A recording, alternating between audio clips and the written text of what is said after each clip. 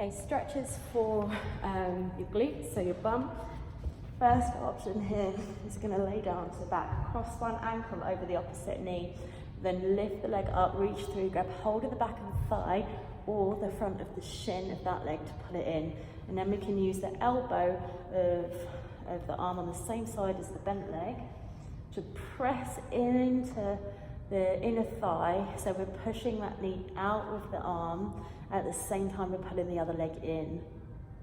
If that feels a little bit unachievable, then you can place your hand here and just work on opening out the hip, and you'll still feel a stretch if you're particularly tight in your glutes.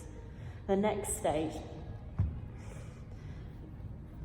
we'll come in a seated position, hands behind the back. Now the hands can be as far back as you need, but we want length in the spine.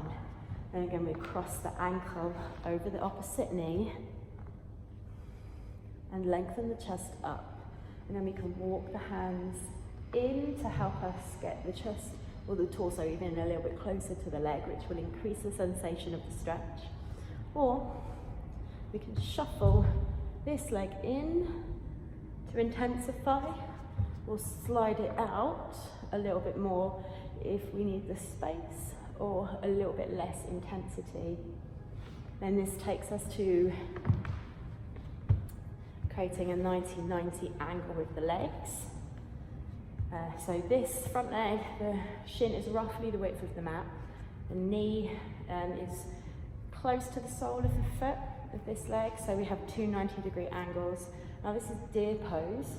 We then square our chest over the shin of the front leg and fold over to get the stretch in the glute of this leg, and we get a little bit of internal rotation here, which will ease the front of the hip and the inner thigh.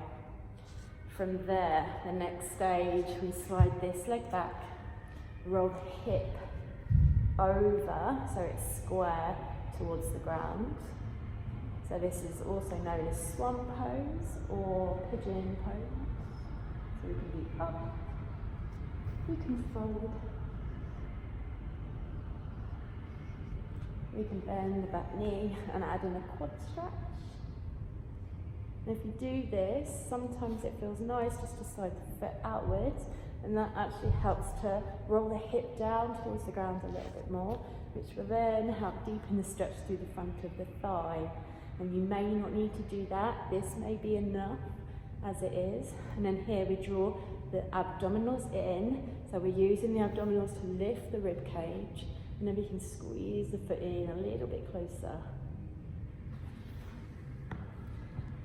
And then our final option here is to sit in a cross-legged position to fold forwards. You can take the shin and the foot to the shin, or the foot on top of the thigh. And then use the weight of your body to ground yourself over the legs, pressing down through the sit bones equally on both sides. And then allowing yourself to completely relax.